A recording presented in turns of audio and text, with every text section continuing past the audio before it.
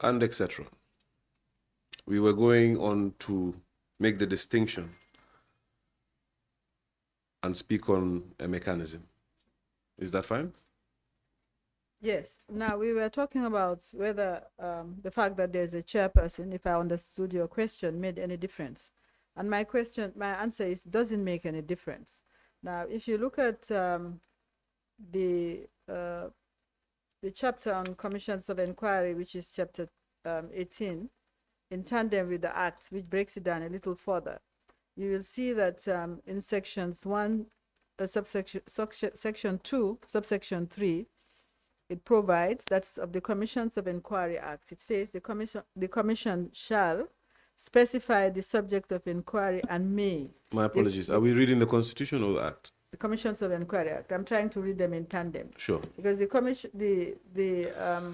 Constitution is a bit succinct, and understandably because it expects that there will be an act, and there was an act which predates the commission in fact, and which would have been taken into account when the Constitution was being drafted. Very well. So if you look at the Commissions of Inquiry Act, sections 2, subsection 2, that's where the role of the chairman, the issue of the chairman is explained. It says, the commission, meaning the commission issued, that document that the president issued is referred to as the commission.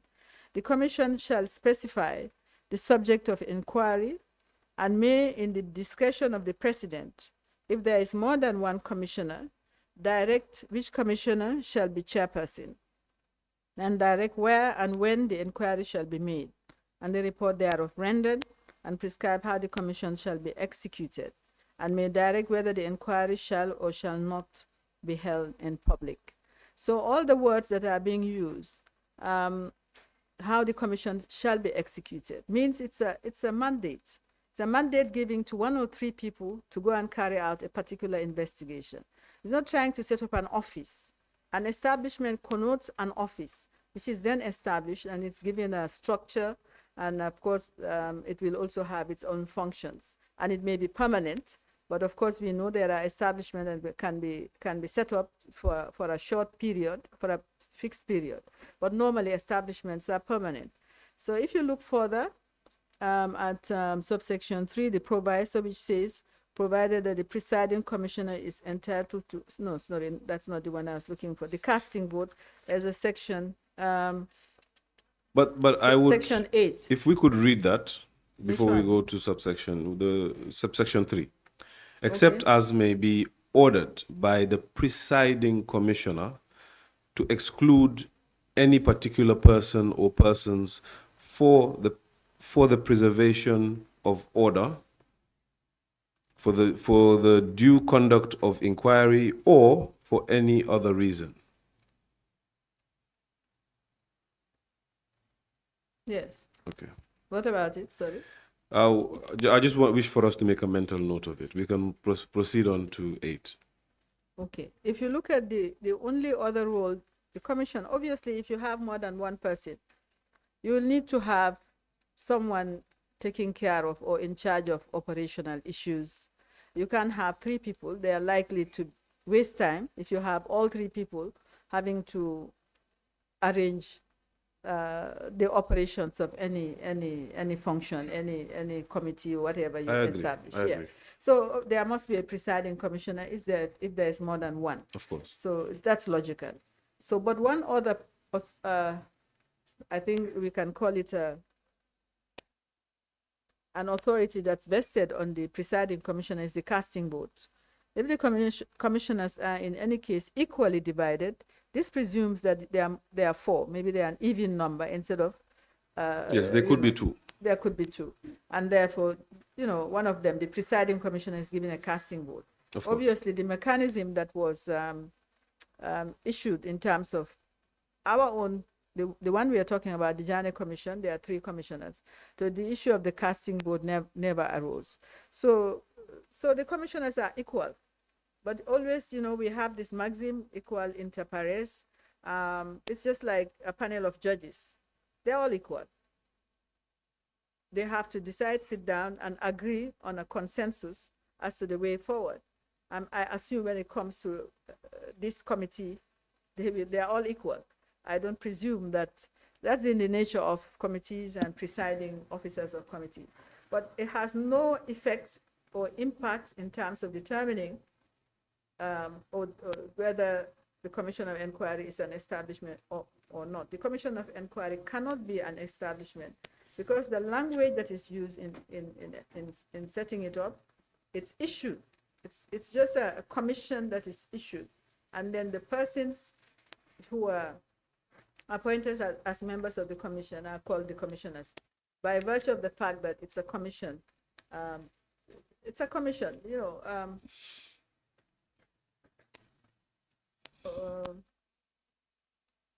a commission is a mandate. And the other word for commission is a mandate. A mandate given to 3 people to go and investigate a particular matter. And once they are done, they are functus. As soon as they submit their report, they are functus. They cease to exist. So, and that is if you look at the TOR of the commission, it's there that as soon as they submit their report, they become functus, and that brings them to an end. So that's why they are a mechanism, they are not an establishment. Establishments have to be wound up. When they finish what they are doing, they have to be wound up. And so it's an entirely different kind of tool that that's being used. And I think I'd just like to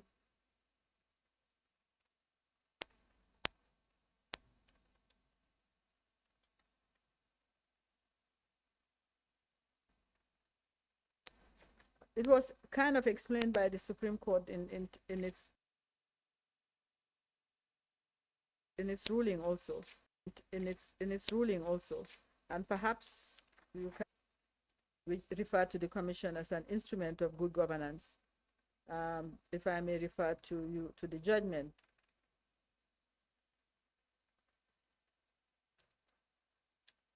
It refers to it as a tool as well, an instrument of good governance. So it's definitely legally not an establishment. Yes, yes. Okay.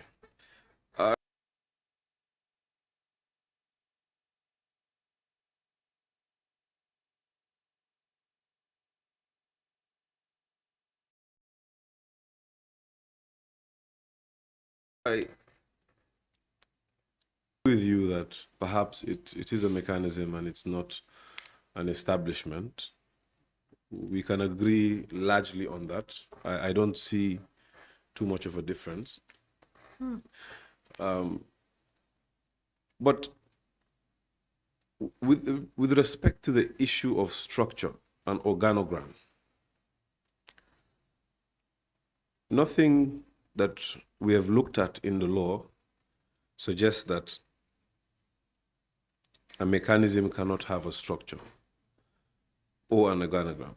In fact, I would argue the opposite, that everything we have read points to a structure, that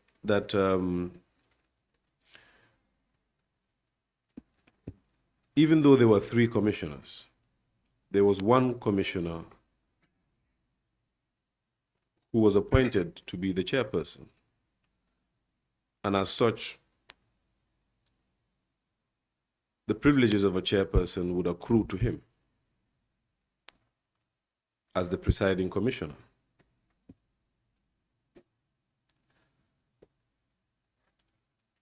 And we would see that in section 2(3) of the Commissioners of Inquiry Act, but we would also see it in section 201 of the Constitution. And since we're talking about the structure of the commission, I would like us to be clear on that before we move on to other issues. That indeed there were 3 commissioners, and I would again agree with you that in the exercise of their discretion and deriving at decisions, of course, they're all equal. But to state that all 3 commissioners are equal in a blanket manner, I would certainly contend with. I do not agree with that narrative, and I don't think the committee would agree, because even amongst the committee members, since drawing from your example, there's a chairperson, and that chairperson has powers. powers of presiding, powers to interject, to determine admissibility, all those admissibility of questions, of course, Ms. Bensouda, all those lead to the commissioners or the committee members not being entirely equal. Again, I will repeat that they could be equal in decision making, such that no one committee member or commissioner can influence the decisions of the other. That I can agree. But to state that all three are equal, I contend with. And I would submit that nothing you've said, nothing in the law that you've quoted supports your argument, but rather goes against the grain of your argument, in fact.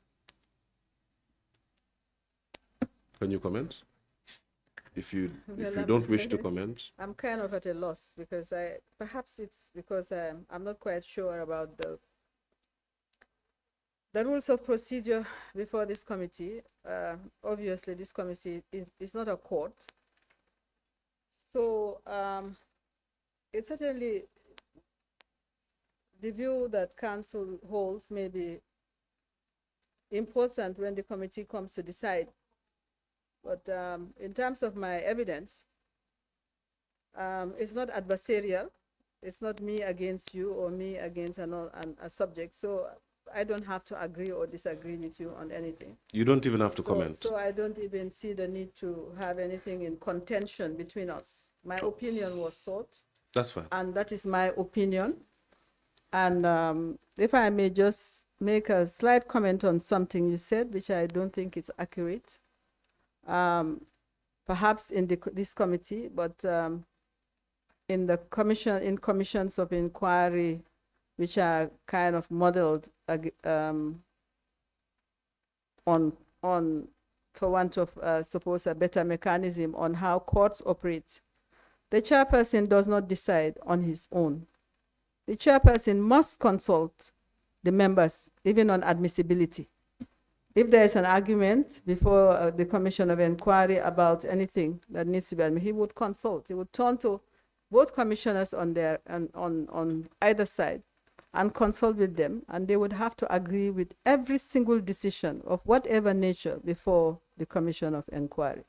So it's not a situation where the chairman can override and say, this is what I think, and that is what would apply. So I'd just like to correct that. But apart from that, if you do have an opinion, that is fine.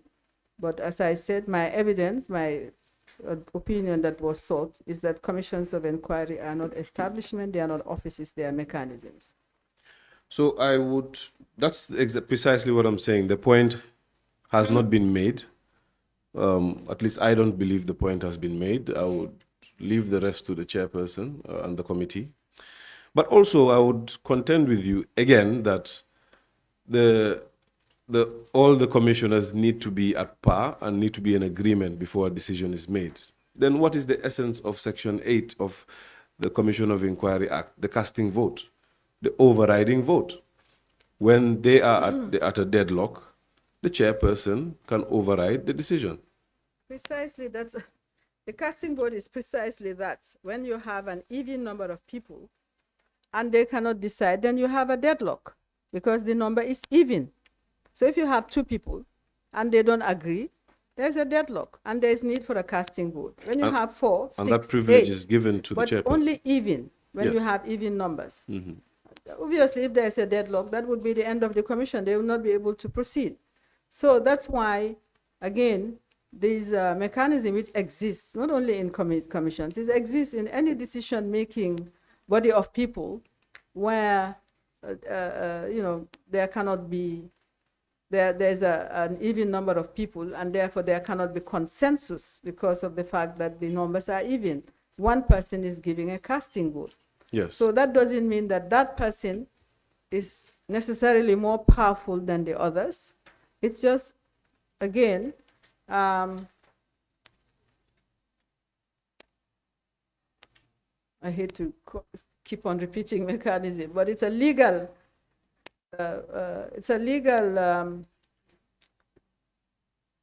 mechanism built into corporate the law by which corporate entities operate. And you'll find it in the Companies Act, and you'll find it in different statutes. You cannot set up a body of people and not make sure that they will not come to a deadlock on any matter, and that will defeat the purpose or the reason why the body of people are being set up. Of course. And that's why you have this casting vote. But it has nothing to do with structure, and it has nothing to do with... perhaps let me ask one question. In corporate culture, who is that casting vote given to? It's always given to one person among and who is that one person? It's given to a chairperson. It's always the chairperson. That is structure, Ms. Bensouda. Anyway, I think we're talking about two different things. Perhaps. We have drifted away from the establishment.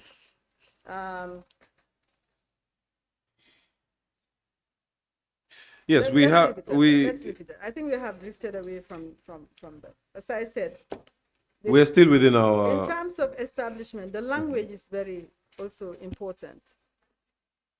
Language is important. Establishments are... Can you dilute on that? Yes. Establishments are established. And when something is established, it becomes a body of people that is given some legal recognition as an entity. Commissions are not entities. They don't have any legal existence. So they are just mechanisms. They're just mechanisms. And whatever they are doing, when it's over, they are functus. That's the end of it. So. Okay, just to also clarify a point, I did not mention once that the chairperson influences the commissioner's decisions. In fact, on the contrary, I did state that I would agree with you that when it comes to decision making, the commissioners would be independent. But to say that they're equal in every respect would be an injustice to the chairperson. Oh. But we can move on. Learned counsel. Yes, learned senior. You know, there is a way the law operates. Of course. I believe I've been oriented to some degree. So when you have a body of people, they cannot all speak at the same time. So you need them to speak through someone, one of them. And that is why you have a need for what we call a chairperson or a presiding officer. Because they consult each other, and one is selected among themselves to speak on their behalf, to convey what they want to do through that person. So the chairperson is just a spokesman in those circumstances. They decide every decision, not only big decisions, every small decision, they have to consult and agree, and one person speaks for them. He doesn't speak on his own behalf. He speaks on behalf of the group. So that's the role of a chairperson, is akin to a spokesperson. Otherwise, it will be chaotic if every member of a group has to speak on the same issue. So they speak, they consult, and then one person speaks on their behalf. That's the role of the chair. But it does not make the chairperson more important than the rest. It does not vest in the chairperson a power that is different or separate from the rest. I believe that is the point of our contention. Perhaps I would take your advice and say, we can move on. We're at a deadlock. I don't believe we would agree. I would direct you again to section 2(3) of the Commission of Inquiry Act. And now, public safety or presiding commissioner is entitled to exclude any particular person or persons for the preservation of order, for the due conduct of the inquiry, and for any other person. So my position, Honorable Chair, is that the chairperson has a distinct role from the other commissioners. They are the masters of the proceedings. They ensure that the conducive conduct of the proceedings, and in some instances, the Act bestows upon them specific privileges and powers that are not resident in the other two commissioners. So unless you have a comment, Ms. Bensouda, I would contend with you on that, but we can move on since there's no dead end to this conversation. Should we move on? The proceeding is in your hands. Yes, I had given you the option. As I said, these are not adversarial proceedings. You know, it's not me against. Certainly not. Me against you or me against the committee. It's a fact-finding committee, as far as I know. If it were as a witness, once I give my opinion, that should be the end of it, and we proceed, because you have the privilege of working with the commissioners, the committee members, and giving them your opinion. Indeed, but I feel I have a duty to put my opinion on record, especially where the record, I believe, has been tainted by another opinion. I use tainted in a very light word. There is no malice intended. I suggest you don't use the word tainted because it does have a specific negative connotation. Okay. Yeah. I could not convey it with any other word, but excuse me for that. But I would also say that you are also a witness that guides the committee, and where I feel the committee is not guided, I am at liberty to probe into it, albeit an opinion. Okay. The issue we were contending with, and before I proceed, Honorable Chair, if you permit me, Ms. Bensouda, it is indeed not an adversarial proceedings, not between you and I. In fact, if I had the option of picking a fight, I would pick a fairer fight. So indeed, it is not me and you. It is all to get facts for the committee. But moving on, we were discussing the difference between an establishment and a mechanism. And your testimony is that the Commission of Inquiry is more of a mechanism, because once it fulfills its mandate, it becomes functus.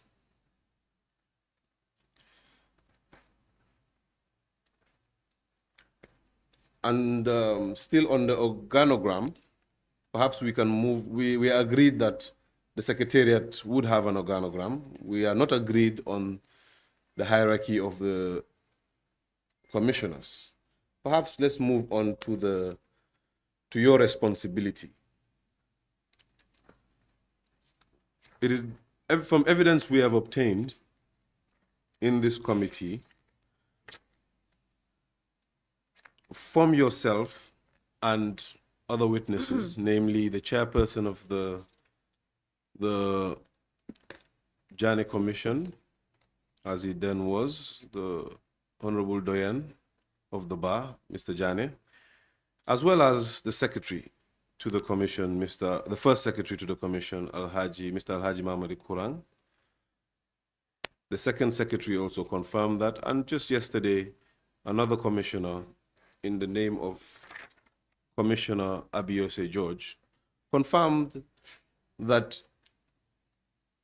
as lead counsel, your role was to coordinate between the legal team and the investigation team. Their evidence is that you are in fact the head of the legal team and the investigation team. What do you have to say to that? Firstly, my role was more than that, and my role is set out in my engagement letter.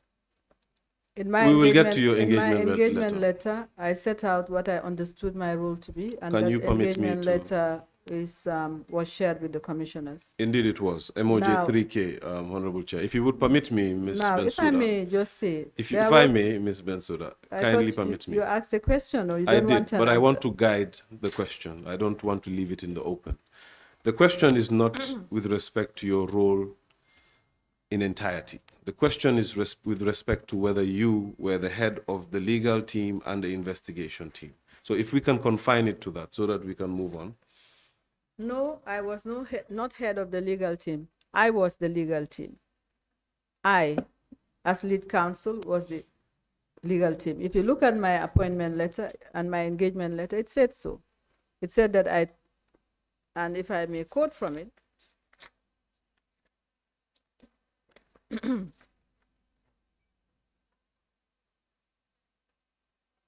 paragraph 4 of my engagement letter says responsibility for advice and services. Services under this letter will be my sole responsibility. No other entity or individual accepts or assumes responsibility or has any liability to the ministry or any third party for the services provided under or pursuant to these terms of engagement. I was the lead counsel. Perhaps the term lead is a bit misleading. I was counsel to the commission, and there were other counsel, but they were all assisting me. So there was no question of their being head of a legal team. The legal team worked under me, under my direction completely. Certainly, there is no question Now, because you were the lead counsel. So you were leading all the rest of the council. You were the head of the legal team. There is no question. I agree with you.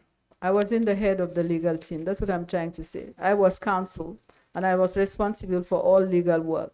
I took responsibility for everything that the legal team did. They did it under my direction. Proceed. As regards the investigation, I was not head of the investigator. I'm not an investigator. According to my engagement letter, these investigators were independent police investigators from the Office of the Inspector General of Police or from the FIU, Financial Intelligence Unit. If you look at my engagement letter, again, paragraph 2 is quite clear that regards investigation process I had to do. And one of them is to coordinate the investigation of any matters of evidence outside the jurisdiction. Assemble and present all evidence is to be submitted to council, whether directly by members of the public or through the secretariat of the commission, or by any investigator supporting the commission. So I was working entirely in accordance with my terms of reference. Perhaps those who gave evidence here did not avert their minds to the functions or my duties under my terms of reference. I was not heading the investigations. I was coordinating it. And Mr. Chairman, if I may explain, perhaps something that is, I think it's important in terms of how the investigation was organized. Under the Commission of Inquiry Act, the commission, when it finished its work, would submit its report and its recommendations. Now, this was changed by the Constitution. Under the Commission of Inquiry Act, the commission reaches its conclusions, makes recommendations, sends it to the president, and the president then decides whether to accept or not to accept and publish its report. Under the Constitution, 1997 Constitution, commissions of inquiry were kind of elevated to a different level. Now, under the Constitution, when the commission reaches a conclusion, which I call its findings, then it has to categorize its findings as to what was adverse and affects someone else in a very substantial way and what wasn't. And those adverse findings are subject to appeal to the Gambia Court of Appeal. So in other words, it was not a simple question of witnesses appearing, giving evidence, the commission reaching a conclusion and sending recommendations to the president. All its conclusions must be conclusions that are supportable at law, meaning when they are challenged, because they are adverse, the matter goes to the Court of Appeal. Those conclusions, called findings, have to be defendable. So it was very crucial to have the services of counsel. Ordinarily, you don't have to have a lawyer in a commission of inquiry, but it became essential because of the 1997 Constitution, that evidence that's put before the commissioners and on which they make a finding or a conclusion must be evidence that would stand up in law, that meet a certain standard. And we call it in law on a balance of probabilities. It's evidence that proves the allegation that is that has been made against that adverse party. And so that's why it was important that as counsel, when investigators submit their report, I would look at the evidence and then I would give them advice as to whether that evidence, the standard of that evidence, was good enough for the conclusions of their investigations. Because every investigation report would have conclusions, and investigators would indicate what their findings are. So before it's presented to the commissioners, part of my role was to look at the evidence and to look at the weak areas, if any, and to say to the investigators, I don't think this is sufficient. I think you should look at this. I think you mentioned this particular witness, but you haven't really made out a case based on what you're saying. So go back and investigate it. So perhaps I needed to explain that. So perhaps to a layperson, it would look like, oh, okay, Mrs. Bensouda is head of the investigators then, and she's the one in charge of the investigation. I wasn't. Investigators, every investigator is independent. They would investigate, they will write a report. That report will be submitted. I'll look at it. If I think it was comprehensive enough, I'll compile the report and the evidence supporting the report. I'll present it to the commissioners. If I thought there were gaps, I'll send it back. But if it was but it was a dynamic process. You know, I can submit part of what they provide whilst they are looking at some other things. So I just want to explain so that there is no misunderstanding. But the investigators were not a body. They were just loose, independent persons taken from the police. Each of them had an area they were investigating. That is how it worked. Okay, thank you for your guidance, Ms. Bensouda. Please direct us to the part of the Commission of Inquiry Act that you are referring to that differs with the Constitution.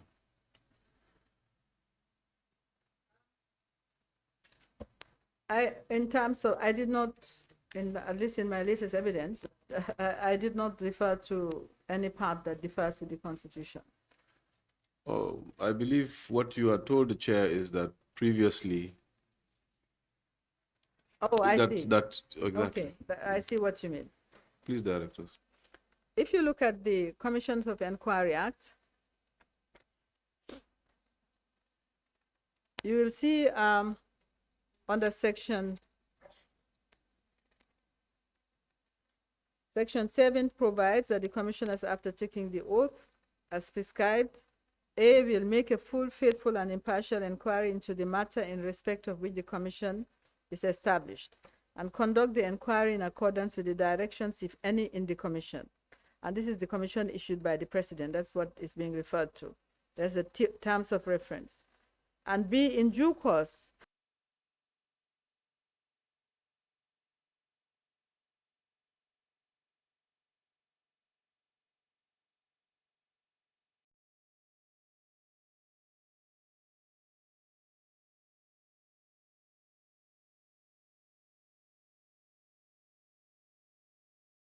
punished to the president in writing the result of the inquiry, including a full statement to what I have just read.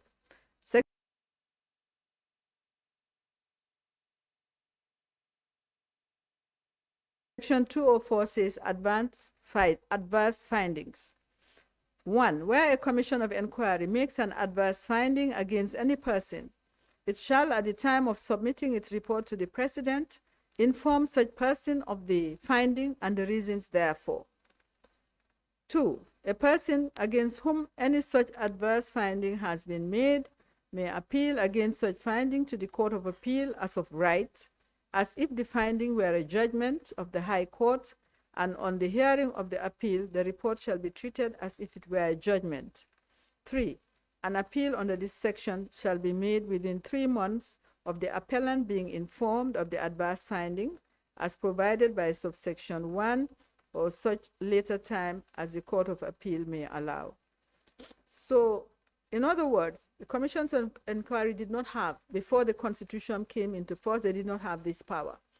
But by the Constitution, Section 204, they were given the additional power of actually making a finding, actually saying, we find as a fact that this person has committed, for instance, I'm giving you an example, has committed what can amount to an offense under the criminal code, and they refer to that section in the criminal code. And if they do make such a finding, by this section, they have to serve before, when they are submitting their report to the president, they have to give notice of that finding to the person affected. And that person then has a right of appeal to the Gambia Court of Appeal, because that finding has the same importance as a judgment of the court, of the High Court. So that person can then appeal to the Gambia Court of Appeal against that finding. So that now places a huge burden on the commission, because it means that since the finding of the commission has been elevated by the Constitution to the same level as a judgment of the Court of Appeal, sorry, judgment of the High Court, it means that the evidence that the commission relies on in order to come to that finding, to make that conclusion, must be evidence that will stand the usual tests of such evidence in the High Court. Because when a judge of the High Court says, I find as a fact that you did A, B, and C, I find as a fact that you committed theft, it's because there's evidence on a balance of probability that's been placed before that judge. The conclusion has to be based in law. It has to be supportable in law. And that is why it was very crucial. My role as counsel was very crucial in making sure that not every evidence is just taken to the commission and said, okay, this is the evidence and that's it. I have to make sure that at least there's a balance of probability that that evidence, one, it's been properly obtained, and if it goes to the Court of Appeal, it will not be thrown out, and so on. So that was my role. Second, the second difference, and which is fundamental also, is in section 202, subsection 2 of the Constitution, subsection 2, D. Because if you look at the Commission of Inquiry, the Commission of Inquiry had the power to summon witnesses. Section 10 of the Commissions of Inquiry Act says that commissioners acting under this act have the powers of the High Court to summon witnesses and to call for the production of books, plans, documents, and to examine on oath witnesses and parties concerned, and to make interim orders.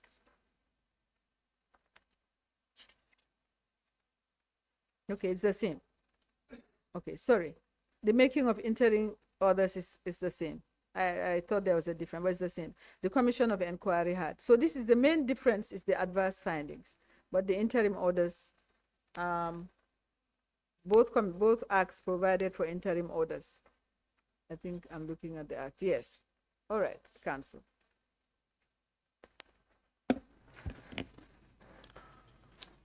Thank you for that, Ms. Bensouda. Now, what we were looking at was whether you were the head of the legal and investigation teams or not. And evidence to the contrary has been registered on our records as a committee, and we wish to just put that to you. That's where we were. You've directed us to paragraph 4 of MOJ 3K, which is your engagement letter to the government. And I believe you also read paragraph 2, didn't you? If not, let's look at paragraph 2.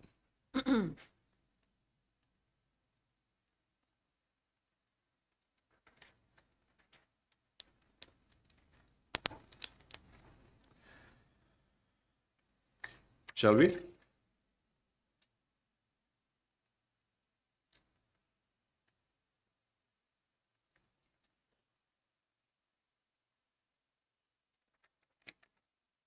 Shall we? Paragraph 2. Sorry. Let's look at paragraph 2 of your engagement letter, MOJ 3K. And paragraph 2 says, the investigation process and correlation of the evidence. Perhaps let's get context of that before.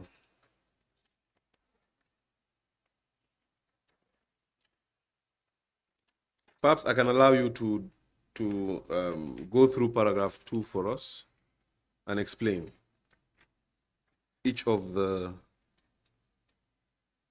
paragraphs under paragraph 2, the sub-paragraphs rather. Paragraph 2 is self-explanatory. Do you want me to read it? Please. Right. The investigation, paragraph 2 is paragraph 2 of the scope of work on the engagement letter, and I'm reading from the bundle I provided. I'm assuming that the bundle, I think it was tendered in evidence. Yes, yeah. But just for the purpose of the chairperson and the committee members, it is MOJ 3K. Very well. Scope of work. My scope of work as lead counsel was divided into 3 main areas. And the 3 areas are: 1, the management and administration of inquiry process and procedures; 2, the investigation process and correlation of evidence; and 3, the proper and effective conduct of commission hearings, whether in public or private as appropriate. And paragraph 2, which is the investigation process and correlation of evidence, has 7 subparagraphs, A to H. And A says, identify the evidentiary issues, the order in which they are to be pursued, and the approach to be taken in pursuing them, as well as the witnesses to be called. B, coordinate the investigations to assure the quality of the evidence that is produced. C, to guide the investigators on the access and production of any matters of evidence outside the jurisdiction. D, assemble and present to the commissioners the evidence necessary for the conduct of the inquiry on the matters set out in the terms of reference of the commission. In this regard, all evidence will be submitted to council, whether directly by members of the public or through the secretariat of the commission, or by any investigators supporting the commission. E, to correlate and present all evidence and other material in a coherent and efficient way. F, to determine the selection of witnesses to give oral evidence, the order in which they will be called, and their allocation to different issues within the terms of reference, and to submit to the secretary witnesses to be summoned. G, to review all evidence and exclude and minimize the risk of unreliable evidence motivated by malice or bad faith being released into the public domain. H, to act as a filter between the investigators and the commissioners by, among other things, ensuring that results of investigations are properly supported before presentation to the commissioners. After reading paragraph 2, Ms. Bensouda, can it be said that you did not direct the investigations team?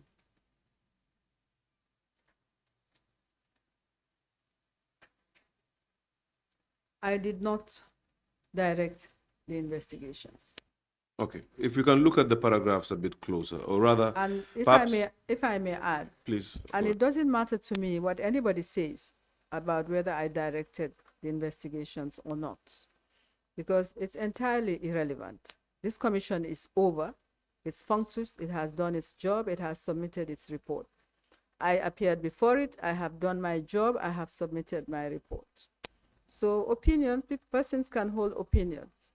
Now you have asked me, did I head the investigations? I said no. Now you're asking, can it be said that I did not direct the investigations? I'm saying I did not direct the investigations. And as far as I'm concerned, that is of no moment. Thank you. Thank you, Ms. Bensouda. Unfortunately, for me, I have a job too, which is not functus. It's active, and it's to probe in these specific issues.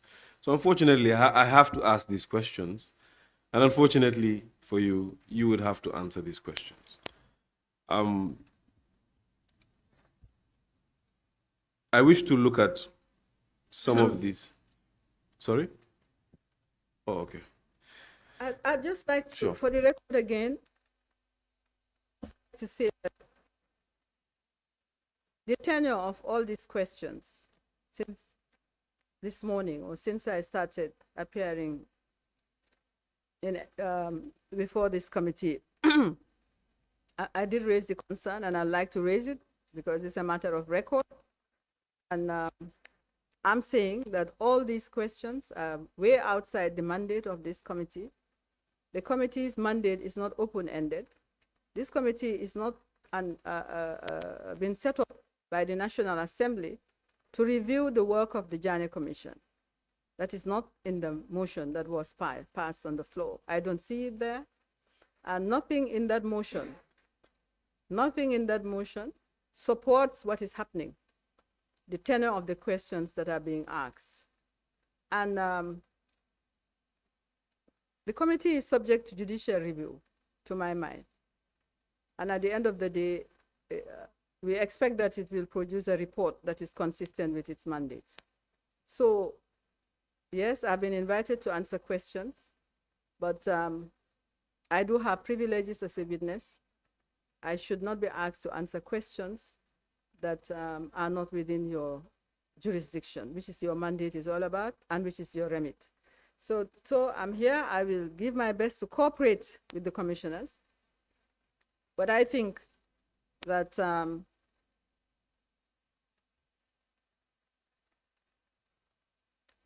all these questions, and I don't want to make any statement that questions your work, learned counsel and learned friend. I'm not questioning your role, but I'm drawing your attention to the importance of any committee staying within its jurisdiction. Because staying outside that jurisdiction can tantamount to abuse of authority and abuse of power. And you know this. Indeed, I know this, and I do appreciate this, Ms. Bensouda, and I'll agree with you that the committee going out of the whims of its mandate would be an abuse.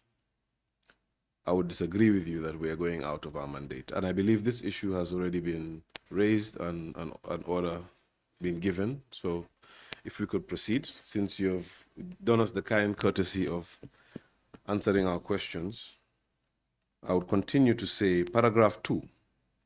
We look at it, if we look at it, and that, you see, the responsibility of the National Assembly extends to advising the president on policy, on the president's policy considerations. And while the mandate is clear,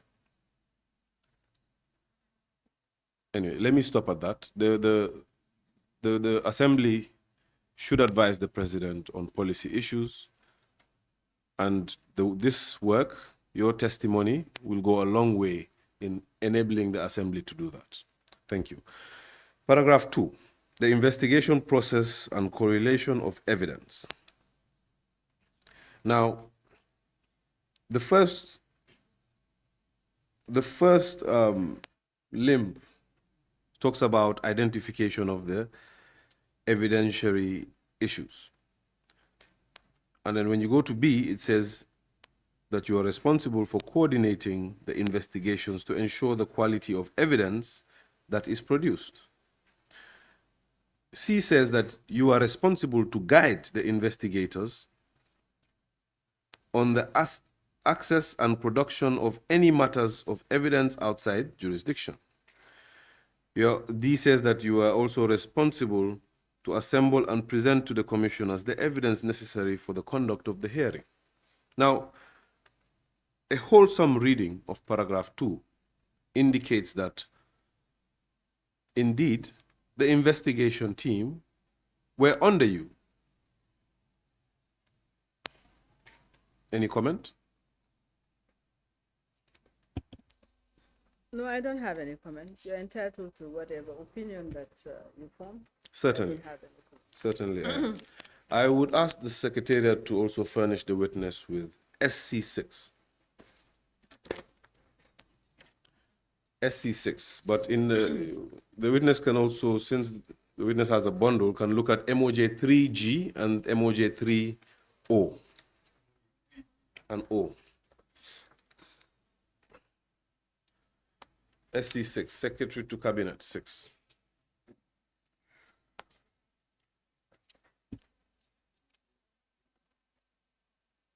O.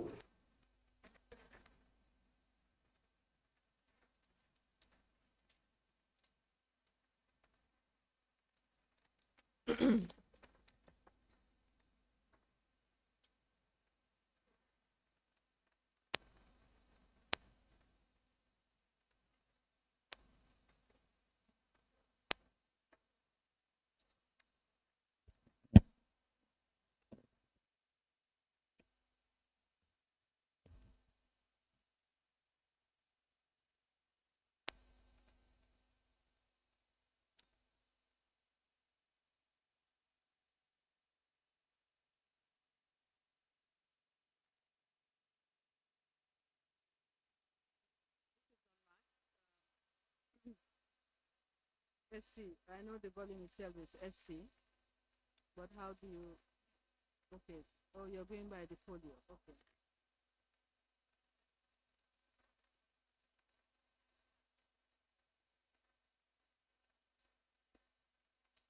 Honorable Chair, can I proceed?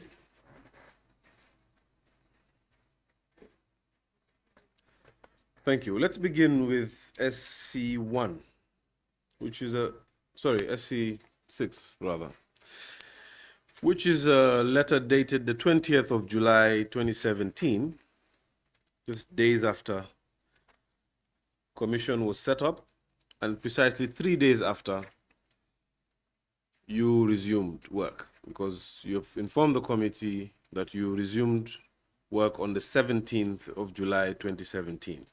Now, this is a letter that... I assume. Sorry? I assumed rather, my apologies, yes. You assumed work on the 17th of July 2017.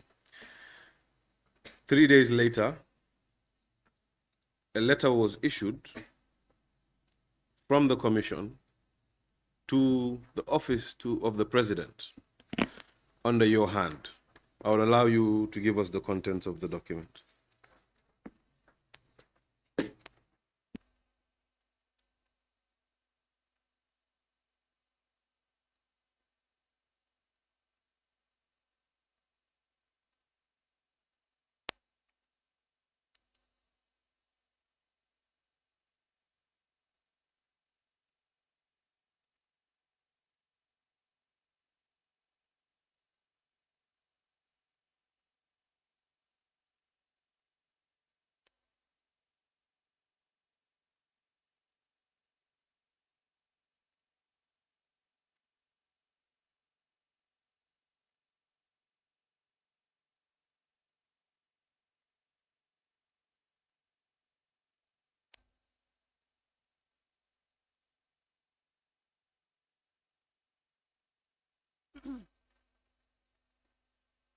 Mr. Chairman, this letter is in the bundle of documents I provided also. It's reference COM/CL/volume 1/09 dated 20th July 2017. And this is one of perhaps, I don't know whether it's hundreds of letters I wrote to various institutions. Could you help us, please? I'm not sure the mic is going. Or could you, yeah.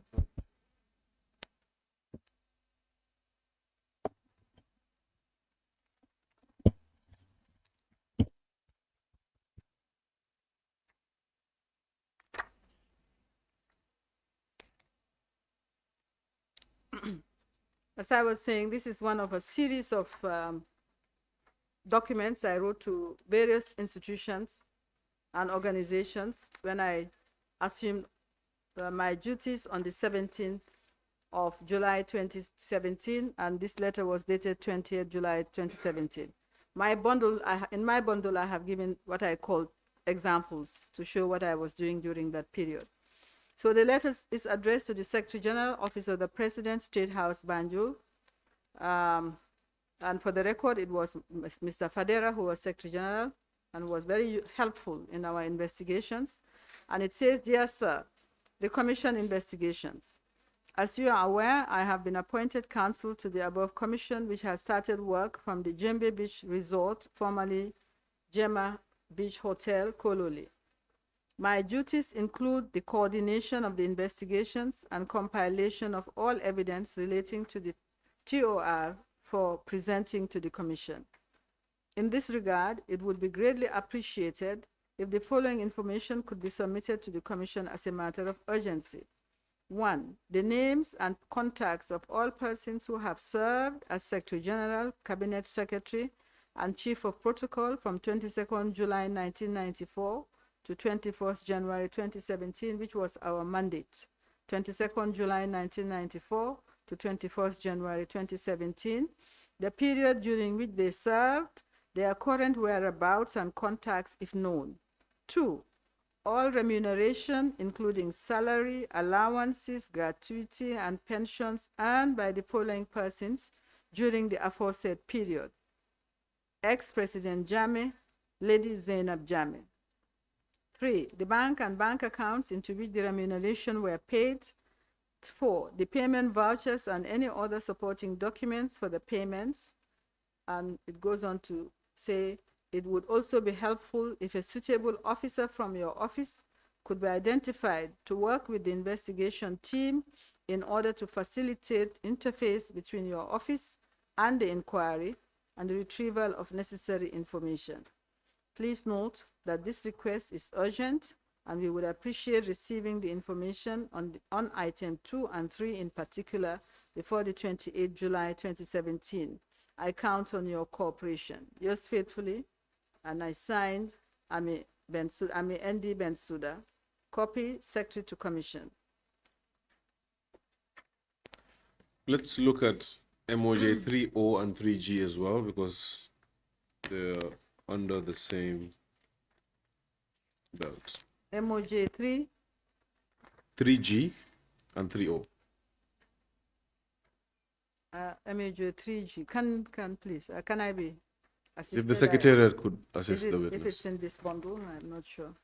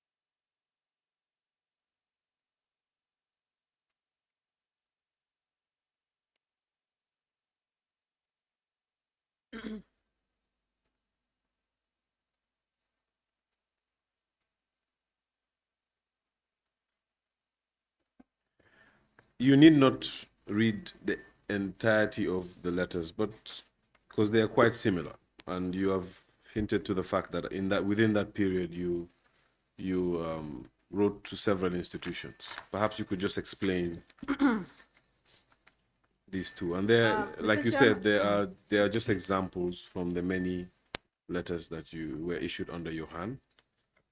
Yes, Mr. Chairman, I wasn't actually hinting. In my letter to this committee, dated 17th July 2025, in the bundles that were admitted, the first bundle, I'll draw your attention to page 2,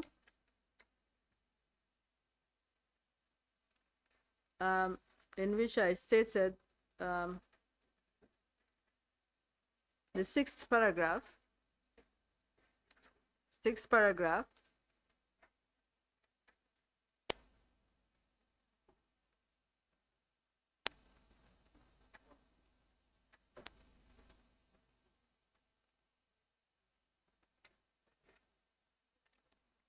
What page is that, Ms. Bensouda? Bundle 1 to 81. It says documents 1 to 81, 2017. If you look at the cover letter that I wrote, dated 17 July 2025, the cover letter, Chairperson Special, it's addressed to Chairperson Special Select Committee. It's the first document in that bundle, the very first document. Ms. Bensouda, is it dated the 17th of July? Yes, 17 July. Perhaps if you can allow me to guide. It's the cover letter, honorable members. It's the cover letter. It's not in the bundle, quite. It is on its own. So it's in the bundle as well. The bundles, documents 1 to 8. First document. It's not there? That letter is not. If you can allow me to just guide. Our copies came with the cover letter. So there's a cover letter and 3 bundles. So Very you're well. referring to the cover letter. It is AB2, Honorable Chair. AB2. Okay, thank you. So it's a letter dated 17 July 2025, addressed to the chairperson of this special select committee, and copied to the clerk of the National Assembly, headed re-response to summons to produce. And on page 2 of that letter, paragraphs 1, 2, 3, 4, 5, the 6th paragraph, I said, I effectively started my engagement on the 17th July 2017 and moved to Jammeh Hotel. Consistent with my TOR, the first 2 weeks, 17th to 24th, was spent on addressing logistical issues, planning, organizing the investigations, writing to all public institutions listed in the Commission TOR, meeting with the commissioners, developing templates, including for summons, notices, etc. Sample letters written during the period are attached, and I attached about 20 sample letters. And these are some of the letters that I wrote during that period. That is the first one that I read. And this second one, MOJ 3G, written to the Director of Civil Litigation and International Law of the Attorney General's Chambers. That's MOJ 3G. And it says the Commission of Inquiry Investigations. And the first 2 paragraphs are usually the same. As you are aware, I'm the lead counsel for the aforesaid newly established Commission of Inquiry. My duties include the coordination of investigation, etc., relating to the TOR. And one of the issues being investigated is the tax commission. It would assist us greatly and enhance the investigations if you can provide us with reports of the tax commission, all correspondence thereto with the Office of the President, Gambia Revenue Authority, GRA, and any other government authority relating to the case. Furthermore, a summary of all those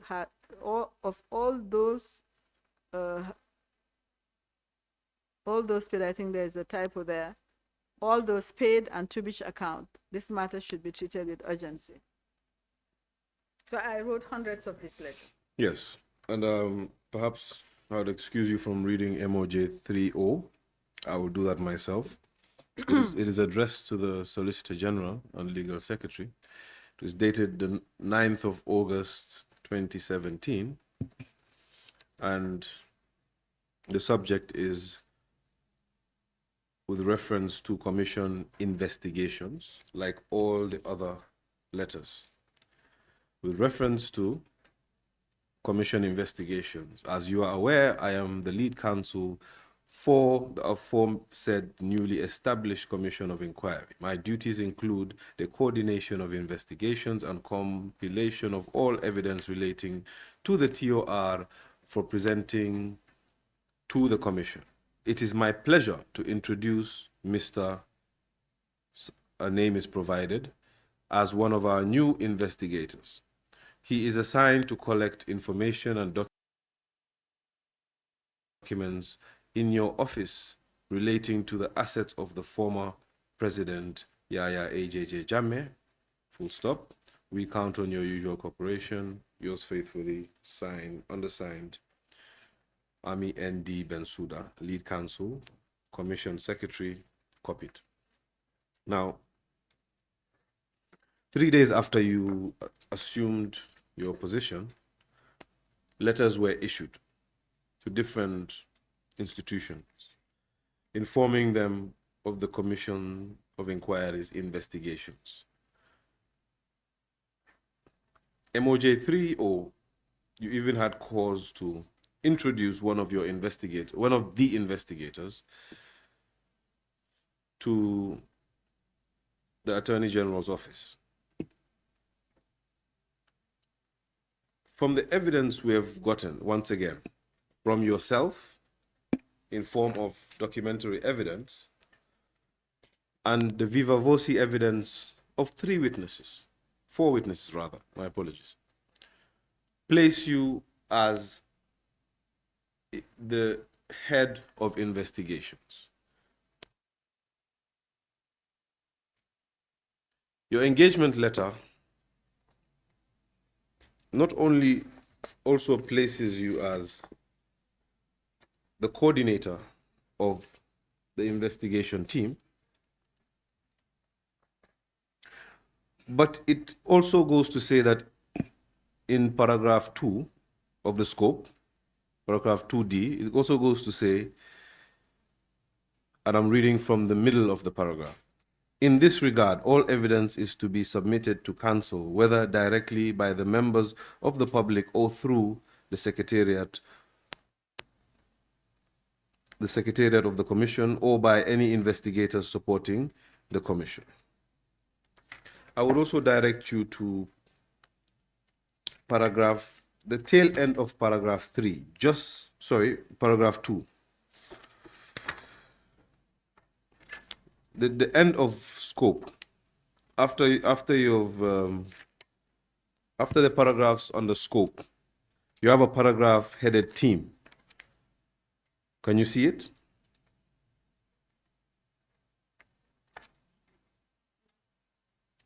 It's on page, yes, the engagement letter, MOJ 3K. It's on page 3. Do you see it, Ms. Bensouda? Do you see the paragraph I'm referring to? Yes. If you could kindly just read that paragraph alone. I would say that you need not read the names. You are at liberty not to read the names. If you wish to read it, as you please. In addition to the investigators, if you could and the two assisting get closer state to the counsel, mic, Ms. Bensouda. in addition to the investigators and the two assisting state counsel from the Attorney General's chambers, a senior associate of my firm will assist me in the commission at no extra cost. Is that the one? Yes, that's the one. That is a paragraph that describes team, but I would not want to put to decipher my interpretation of it without at least giving you a chance to decipher that paragraph. I don't understand your question. It's not, my question is for you to elaborate on that paragraph. It speaks for itself. There's nothing to elaborate. Fantastic. Then, if it speaks for itself, what it says to me is that your team, because it's headed team, it says, in addition to the investigators, which I would presume would be part of your team, and the two assisting state counsels, who I also assume would be part of your team, a senior associate of your firm will assist you at no extra cost. Am I right? No. Do you want to take the courtesy now and explain? It's self-explanatory. This is my engagement letter before I even took. What is it, teacher? That's fine, Ms. Bensouda. This is my engagement letter, and I was informing in the engagement letter, I was indicating who I was going to bring, in addition to the resources that the government was going to provide. The government is providing investigators. It's in the TOR of the commission that was issued by His Excellency the President, that investigators will be provided.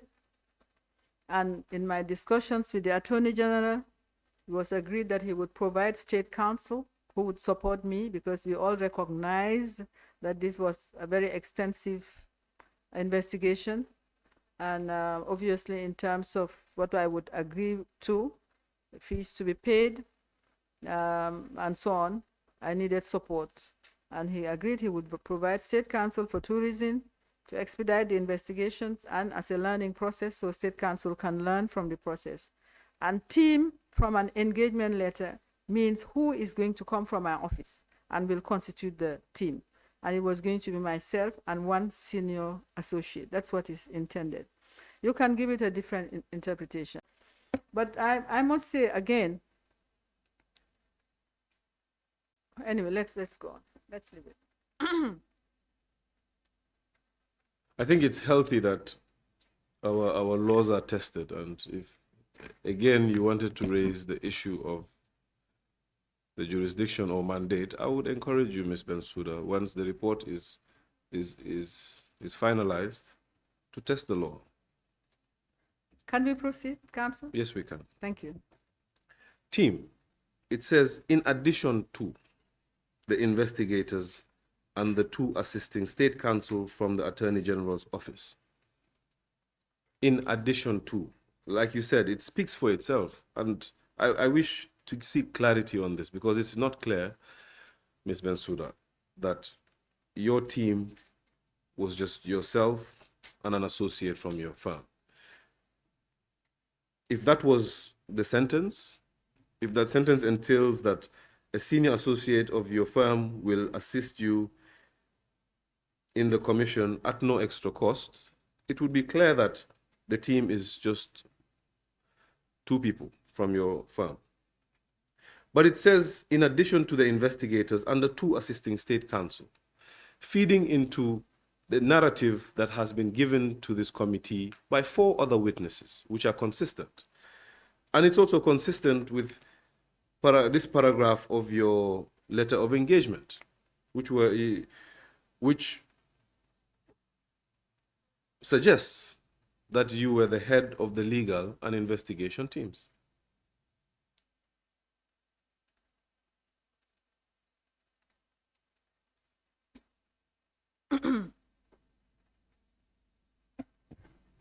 No reaction, I presume. Was I called upon to react? I've already answered the question, Council. That's fine. We can move on. Honorable Chair, you take note of the witnesses' answers, and we can proceed.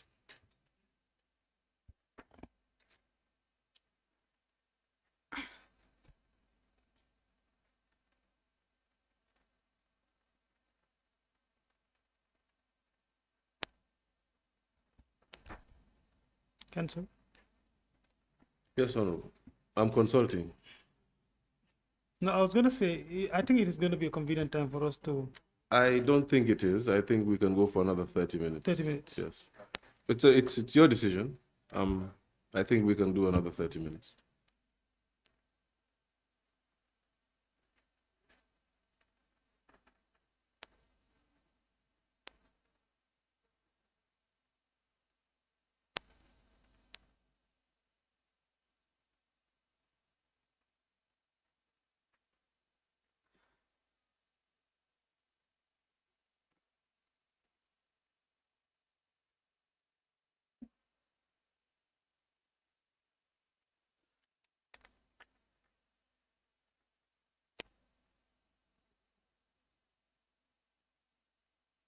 All right, Council.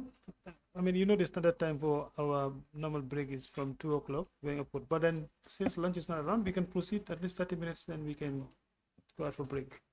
2:30, huh? Thank you, Honorable Chair. Just to wrap up this issue, Ms. Bensouda,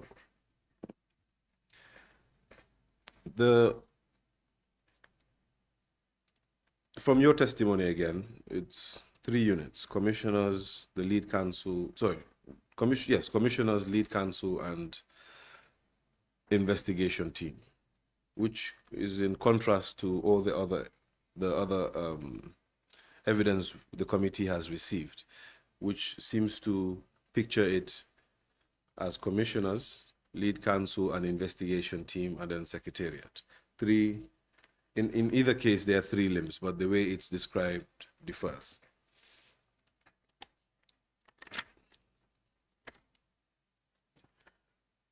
We move on to the operations, just maybe 2 questions on operations. It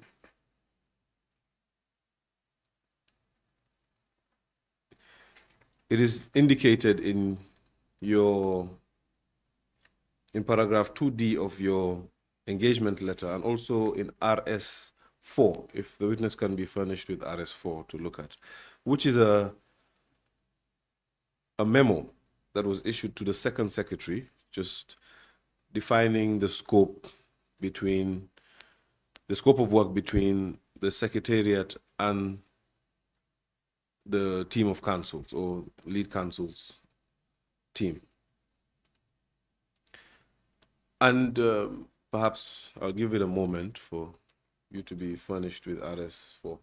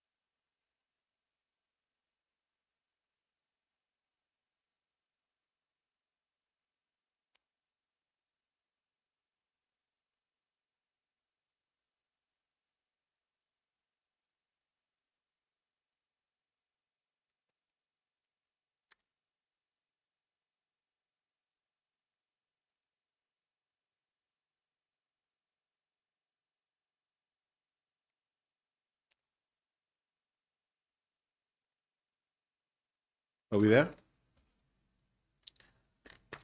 Can I proceed, Ms. Bensouda? Yes, certainly.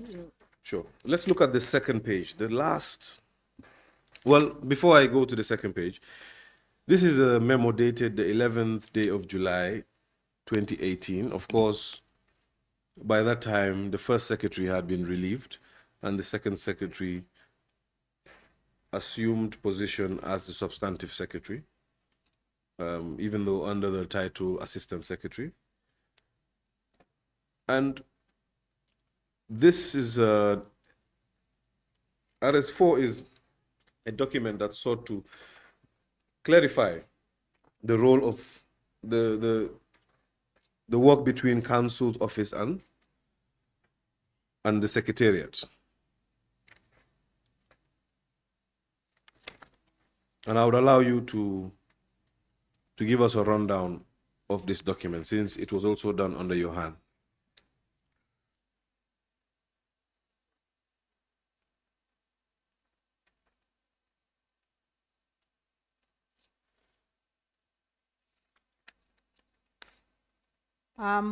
This is a memo. I'm trying to remember it.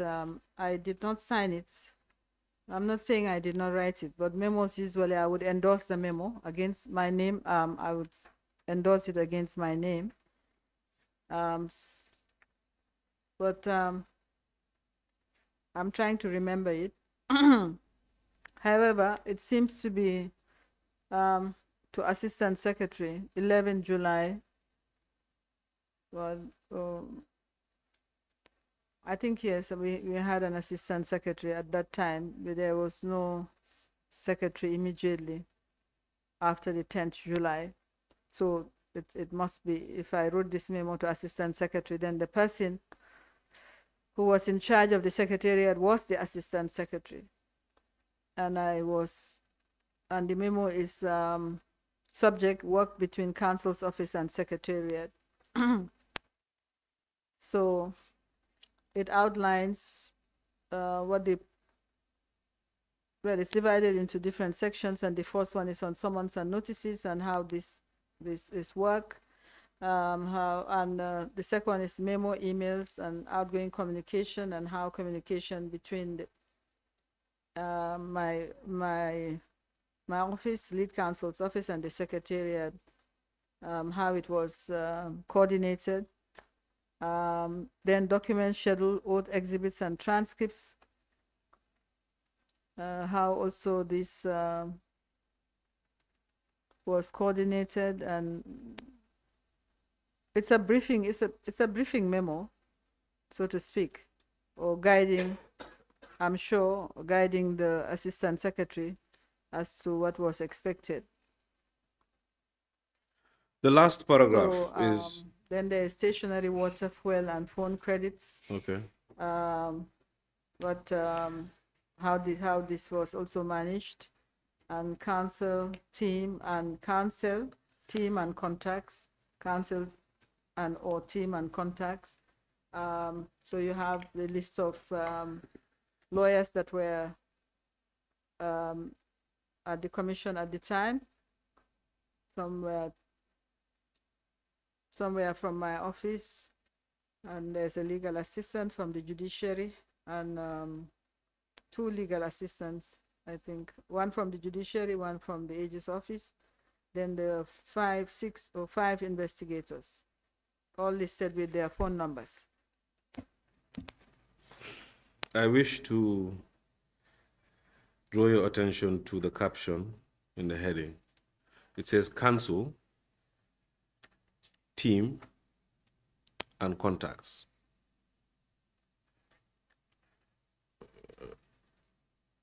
Again, I can only conclude from what I deduce from the documents. The document, a memo was sent to her from you or your team,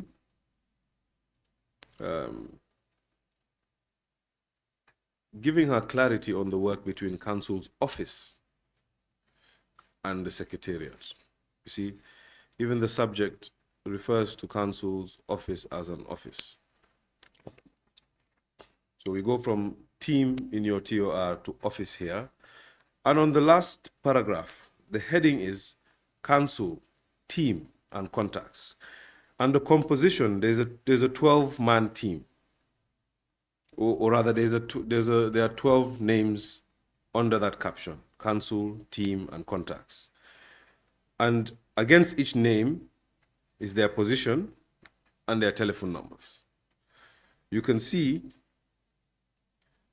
that there are 2 groups of personnel in this 12-man list.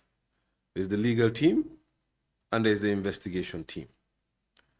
So, from everything the committee has received, it is a natural conclusion that you were the head of the legal team and the investigation team.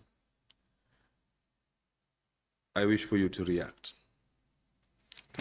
I don't have any reaction, and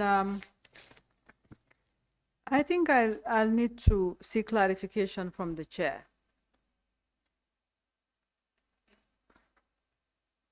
From the tenor of the questions today, questions have been put to me regarding my role in the commission, and reference has been made to evidence by the 3 or 4 other witnesses who have come and said I headed the investigation. So I just need to be guided. What is the issue here? Because I'm a witness of this. I was summoned to come and give evidence. But I don't really understand what the issue is that is being investigated.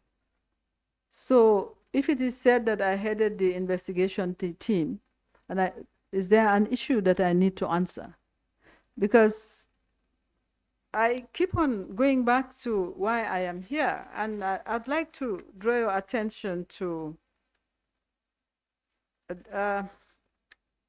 Section 119 of the Constitution, 1997 Constitution.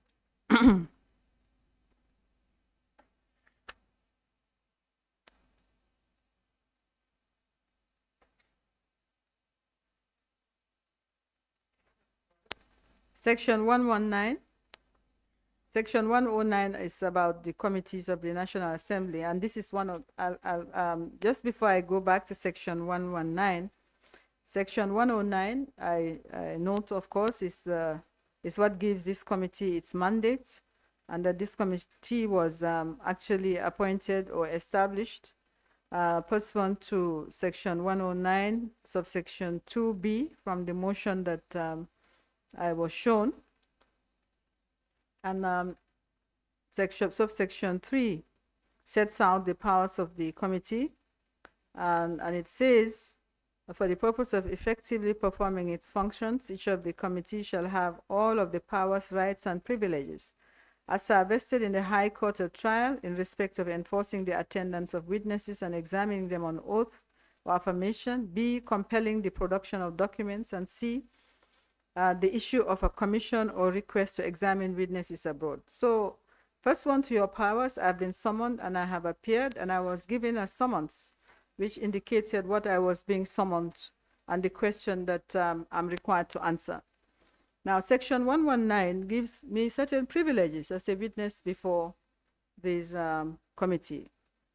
Subsection 1 says every person summoned to give evidence or to produce any paper, book, record, or other document before the National Assembly or any committee of the National Assembly shall be entitled in respect of his or her evidence or the production of such document, as the case may be, to the same privileges as if he or she were appearing before a court. Now, my concern is I have a feeling, I may be wrong, and Mr. Chairman, you can correct me if I'm wrong, that I have a feeling of somewhat being blindsided. In other words, I've been invited here to give evidence with regard to assets. I come here and I've been appearing for 3 days running. And it seems as if my appointment is being questioned. My role in the committee is being questioned. I'm being told that witnesses have come here that are giving evidence in relation to what my role was and wasn't. So I'd like to be guided whether, if I am under investigation, because it sounds very much as if I'm here trying to defend something I'm not aware of. So if there is an issue, I expect that this committee will put it fairly and transparently. Mrs. Bensouda, this is the issue here, and we would like your evidence on it. But to be asked questions, which to me, as I have said, I don't see the relationship between the questions I'm being asked and your mandate, that's for one. Two, it's being put to me that consistently, that 4 witnesses have come and said I headed the investigation. Then I ask myself, even if they said so where are we going with this? I think I need to know. Simply, I need to know what it is that, what is it that is being investigated in relation to what these witnesses said, so that I can advise myself. In the situation where I am in a court, no witness can be invited to a court and be asked to give evidence on issues that have not been squarely put on record. So I'm being questioned on matters, I don't know what it is that I'm being questioned about, frankly. Because nothing I've been invited to come and give evidence on has been asked. All this is about my appointment. The National Assembly cannot set itself up as an authority to question what the president did in relation to appointing a commission, or how the Attorney General appointed a counsel to the commission. So I don't really, but besides the point, that's an opinion. Besides the point, you have your motion which was passed on the floor of the National Assembly, and it is specific. It is specific. You are required to investigate the assets, the disposal of assets that were identified by the commission. What do I know about it? What is the role I played, if any? That's what I expect. But all these questions, it seems there are accusations or allegations that have been made by witnesses that I'm required to answer, but I don't know what these allegations are. So if there are allegations I'm called upon to answer, I need to know what they are. I don't want to come here and be disrespectful by saying I will not answer a question. But your powers are not infinite. I have rights as a witness. If there is an issue, it should be put frankly on the table, and it should be addressed properly and transparently. So I want to know what it is that is being investigated. What is the allegation against me that I'm being called upon to answer to? I know one person in public media and public space, and I said it before, has made allegations, and the questions that I'm being asked are very similar to the allegations that they have been made. If this committee is investigating allegations made by Mr. Mamadi Kurang, I should be told. so I can come ready to answer to those allegations. I will still protest that it is not in your terms of reference, insofar as the allegations don't relate to assets. But to be honest, it's not right. It is not fair. It's an abuse of power for me to be brought and be questioned on allegations I have no notice of. And I'd like it to be on record. Honorable Chair, if you can give me, I would start from the bottom up and to say that unequivocally, first of all, I would start, if you would permit me, Honorable Chair, to say that the National Assembly currently has 6 lawyers in its team. Each of those 6 lawyers holds the witness in the highest esteem. Even if we know that the National Assembly is a political institution, but no council would sit here and allow Ms. Bensouda's name to be dragged. Let me state that unequivocally first. Having said that, this is not a campaign against you, Ms. Bensouda, or rather, let me address the chair. This is not a campaign against the witness. Yes, Mr. Alhaji Mamadi Kurang was before the committee and he made several allegations that it's only fair that we put it to the witness for her to clarify. But before Mr. Alhaji Mamadi Kurang came, the chairperson came and he made the same assertions. Subsequently after that, the second secretary came, made the same assertions. Subsequently after that, just yesterday, not even 24 hours ago, Commissioner Abiyosi George made the same remarks. Now, they are not allegations, so to speak, because our mandate is to look at the sale. But if you look at the motion, our mandate cannot be realized by looking at the sale. We need to know what role individuals played in the sale. And that goes back to appointment. That goes back to what your TOR was. We have dealt with this issue many times, and if it were a different witness, I would insist that we have dealt with this issue and move on. But because we hold the witness that is before us with the highest esteem, I want to put this on the record, like she has put hers on the record, that this is not a witch hunt. The questions administered from this table would never have any undertones. And every issue that I go on, especially from proceedings today, I tell the witness that we want to discuss about such and such. The first issue I told the witness rather, was we wanted to discuss the 2 orders, MOJ 5A and C. We discussed that. I was transparent to you, Ms. Bensouda. The second issue I had informed the witness was the appointment when they just started, and when they started on the 17th of July, 2017. And the third issue is the issue of the role of investigations and the role she played in investigation and operations.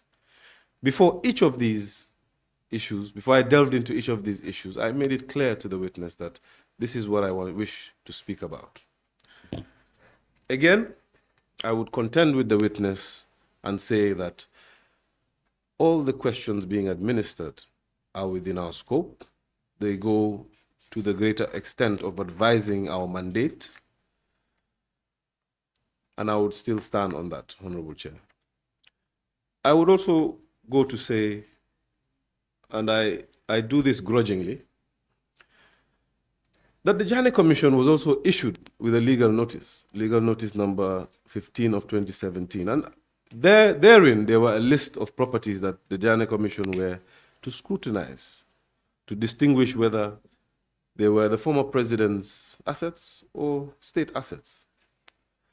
But within the course of their work, inevitably, they had to discover, they discovered several other assets. One can argue that that was not within the scope, but it is consequential because it's a connected matter. And when we couched our motion all connected matters, such as those issues that I'm putting to the witness, are admissible. Thank you, Honorable Chair.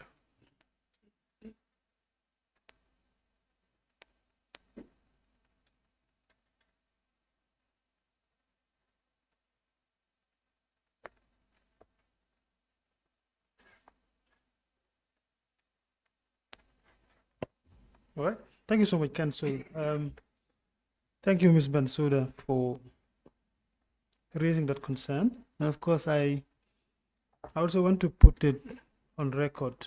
I think we've discussed about this issue the last time you appeared. And from your own self, you did say you wanted to support this committee to give them information that are going to be part of the facts that we're going to present to the public. And I did tell you, yes, we definitely want you to support us with facts.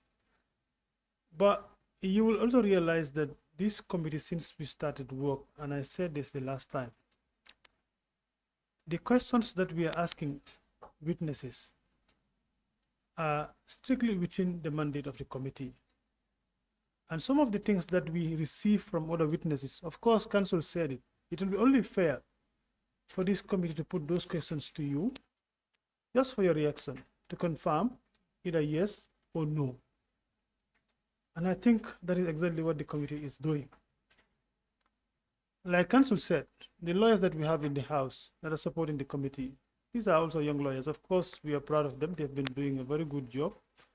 I'm not sure they will advise this committee at any point they feel that this committee is going out of their mandate. I'm very much sure they will advise us. And of course, also we have other people within who are actually watching the operations of this committee. Whenever we are going outside the mandate, I'm sure they will definitely tell us. We appreciate that you raised the concern, of course, and that is your right as well.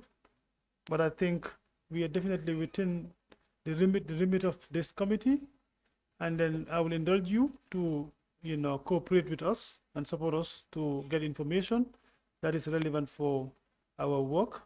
At the end of the day, the report will be out, and then we will see what happened till then. But I am very much sure that the Council have stated very clearly, and that is I think that's the position of the committee. Of course, we are within the mandate to operate. Thank you. Thank you, Madam, Mr. Chairman. I certainly will not belabor the point. But one thing I'd like to draw your attention to is with regard to investigations. And I hope that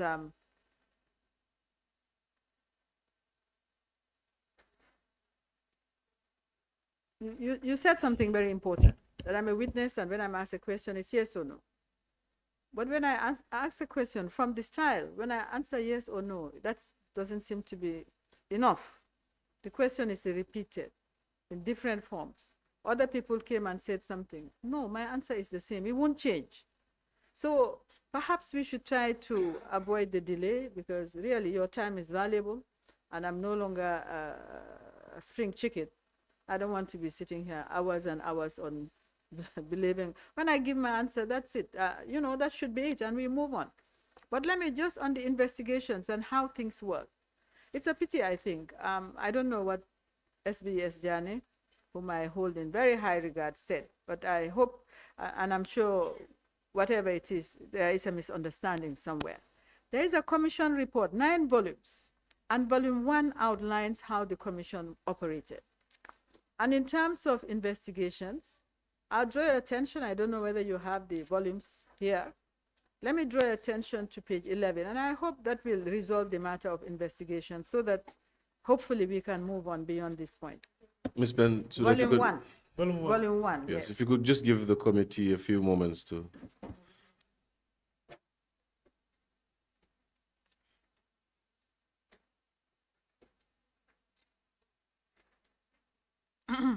Volume 1, page 11.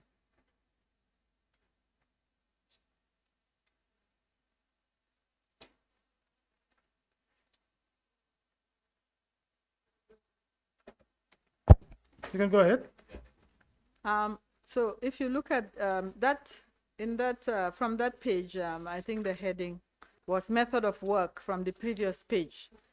This is volume 1, and the commission was explaining how it worked. So 3 is method of work, and if you go to paragraph D, on page 11, it said, in one of our meetings, it was agreed that in order to avoid chaos, all letters of complaint or information concerning witnesses or potential subjects of investigation were to be addressed or directed to the Secretary to the Commission at our Jammeh Hotel address. The letters would ordinarily be submitted to lead counsel to the Commission. A team of investigators worked with counsel who would direct the investigation of persons considered useful as witnesses and or potential subjects of investigation. Great care was taken not to point at anyone as a close associate without the chance of giving oral evidence before the Commission in a public session or submitting written statements. This assignment to counsel to the Commission, notwithstanding the commissioners reserved to themselves, this assignment to counsel to the Commission notwithstanding, the commissioners reserve to themselves the power at any time to call or recall any witness to testify or swear an affidavit for the use of the Commission. Then E, preliminary investigations. Pursuant to Section 15 of the Commissions of Inquiry Act, 5 police investigators were assigned to the Commission to assist with investigations and the obtaining of evidence on various subject areas within our mandate. Their main duties involve gathering of preliminary evidence for review by counsel, interviewing witnesses or people of interest to the Commission, inspecting properties of the ex-president, family members, and close associates, and conducting follow-up investigations directed by the commissioners or counsel. Next, page 12. The investigators reported to counsel and worked under her supervision, both as a team and individually. The investigators reported to counsel and worked under her supervision, both as a team and individually. Their findings could prompt further investigation into specific issues or trigger investigation into other areas. They were, in the main, responsible for providing or prompting the production of a major part of the evidence presented to the commissioners at public hearings. There was a level of separation between the investigative process and commission hearings, which allowed for free and private dialogue between the commissioners and counsel, between counsel and the investigators, and rarely between commissioners and the investigators. This was necessary to avoid any possibility that the commissioners may be exposed to and influenced by very preliminary and untested evidence. The inquiry was organized this way in order to maintain a strict division between functions in order to ensure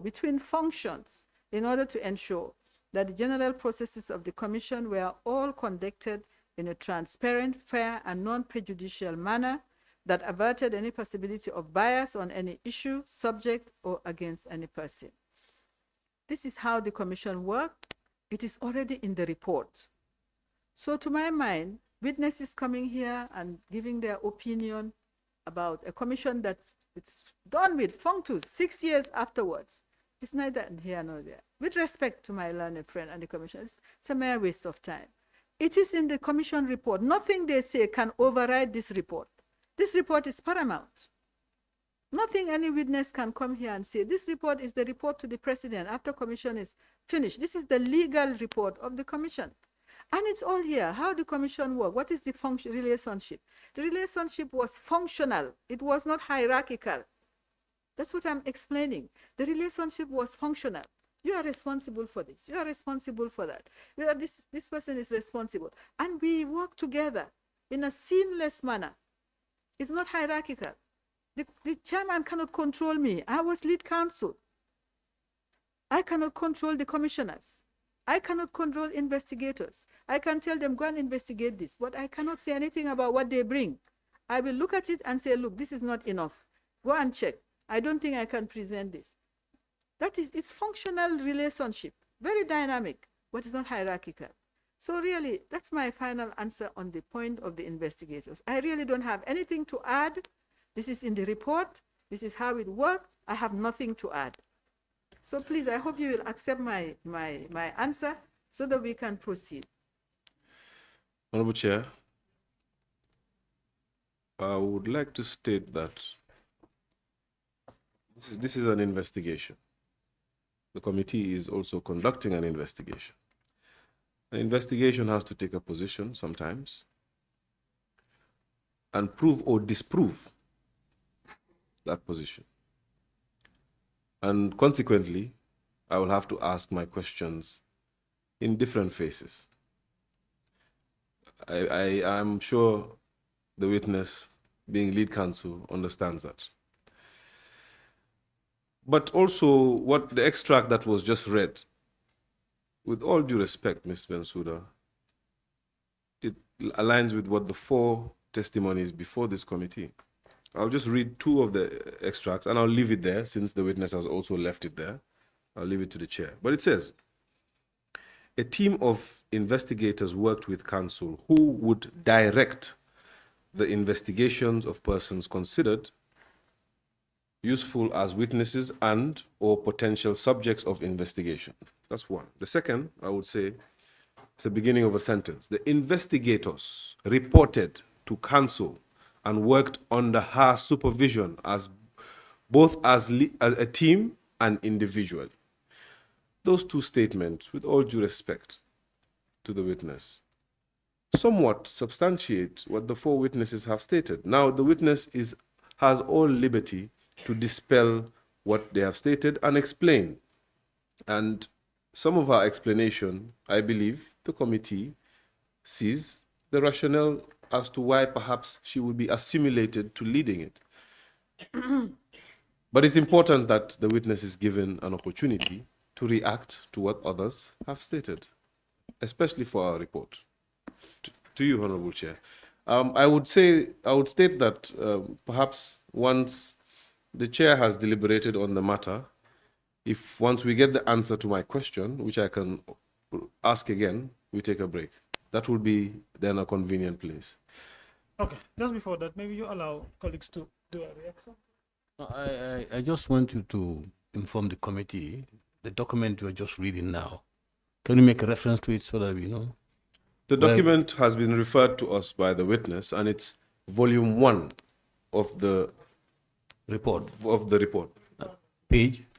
It is page 11. All right. Okay. And it's paragraphs. It's the paragraphs that are headed method of work and preliminary investigation. Honorable Fofana, I want to hear as well. Chair, this will be a quick one. I think the first thing I want to put on record is we could all remember the other time the witness appeared. She did indicate that she's currently going to court, but she wouldn't mind to answer questions which might be related to that. So, Chair, I just want you to put it on record that the witness have the right, if at all questions are asked, which you believe might be prejudicial to your case, to bring it before the attention of the committee. And if you do, the chairman will make a determination after legal consultations.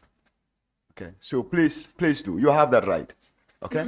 Any question that is being asked and you believe it will be prejudicial to your case, you have the right to bring it to the attention of the committee, and a consideration will be done. And a precedents have been set to that during the inquiry of the joint committee, where a particular entity appeared with their legal representation, with their lawyer, and then they brought forth their case that some of the questions that were administered are prejudicial to the ongoing case before the courts. But Chair, also to buttress that, the Assembly does have the powers to advise the executive with regards to what their operations. That goes to the heart of parliamentary culture, and that's exactly what we are doing. And again, just Chair, to remind the witness that the Assembly does our standing orders. And honestly, with regards to certain things that were... Ms. Bensouda, if I Yeah. If I recall very well, the question was specific on one thing. That was the reference of you being the Sin Council was trying to do is to, get facts from the report and present it to you that this is exactly what the report says. So maybe that question is important. If he can ask again, and then you help us to clarify. It's And we move there, on. not the from the question report. was whether I headed the investigation. And that was the question, very specific. Whether I headed, I said I was head of I'm not head of the investigation. The answer is in the report. You know, all these documents that I'm being referred to now, these were all documents that were before the commission, that were formed part of the records of the commission. And this is the report of the commission on those documents. This is the report, the 9 volumes. It's a summary of all the work the commission was doing. And volume 1 sets out the procedure, if you are interested in the procedure, the relationships between the different functions and how the commission operated. And you know, this volume was volume 1. All these volumes were written by the commissioners. And method of work is set out, how we related. And nowhere does it say I'm head. Let me just give you an analogy so that we understand, because I take the point that not everybody here is a lawyer. Let's take the relationship in terms of investigation between the Director of Public Prosecutions and the Inspector General of Police. When the Director of Public Prosecutions is the one responsible for taking the investigation file from the Inspector General of Police, they hand it to the Director of Public Prosecution. And for the Director of Public Prosecution to prosecute, go to court.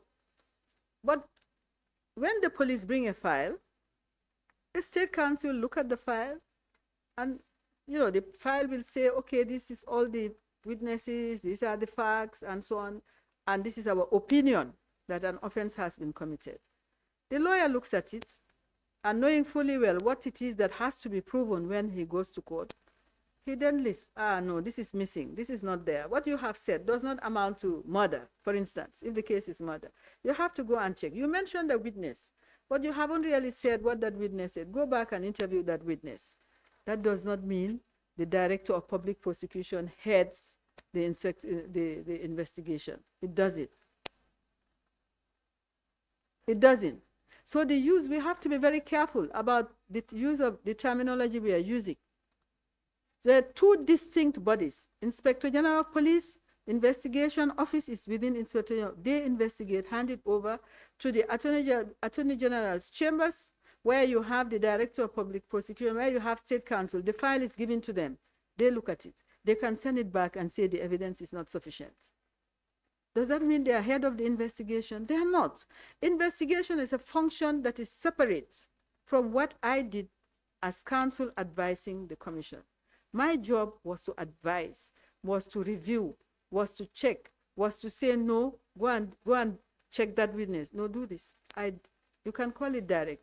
But I have nothing to add to what the commission report says in terms of my relationship between myself and the investigators, myself and the commissioners. It's all explained. So I don't think there is any need I don't want to be the one to say, I'm not trying to direct what you're doing at all.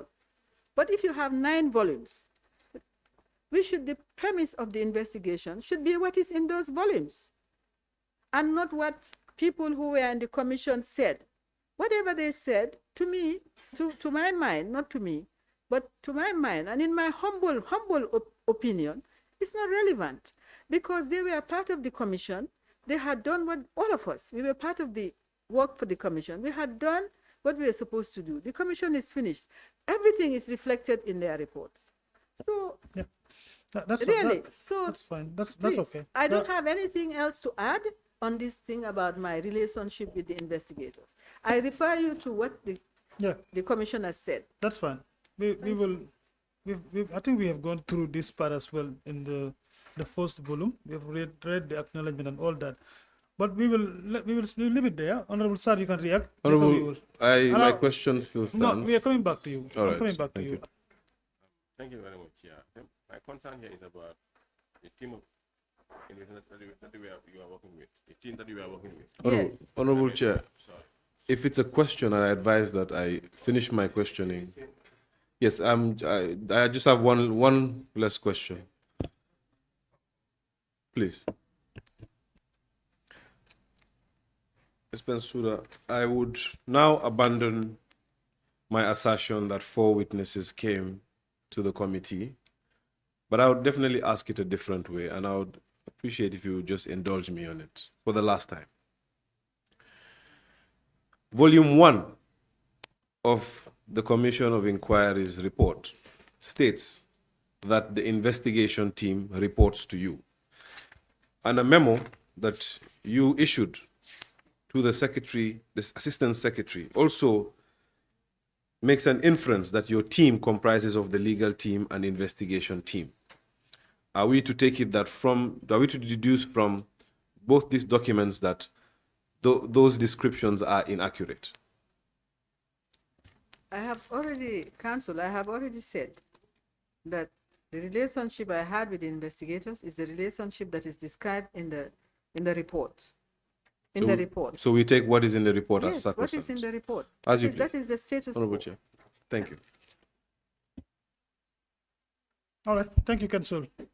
I think it's a convenient time for us to take break. No, that's okay. We can take break and for lunch and press, and we can come back at 3:30 again. What's the time now? 3:30 is no. Quarter to Honorable Chair, I would advise that we come at 4. 4 Just- o'clock. 4 o'clock. No, it's 2. It's already. Yeah, 4 o'clock is Honorable fine. Chair, I advise we come at 4 4. o'clock is fine. Yes. 4 is fine. It will be just 1 hour, 15 minutes. That's fine. That's fine. Meeting adjourned till 4 o'clock, and we will resume. Thank you.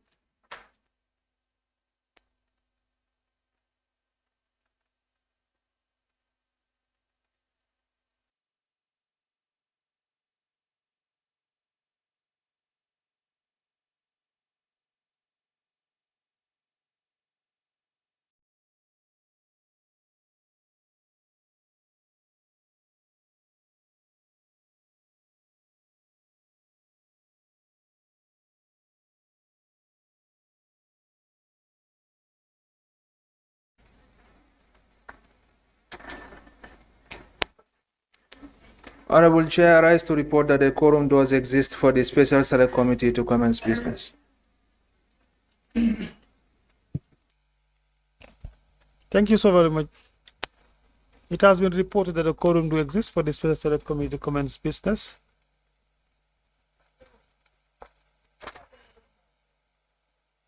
Good afternoon, honorable members, council and team, secretariat as well. Good afternoon, Ms. Bensouda. Welcome again for the second day. The committee is commencing sitting at 1:30 today. As communicated, I will have to hand over you to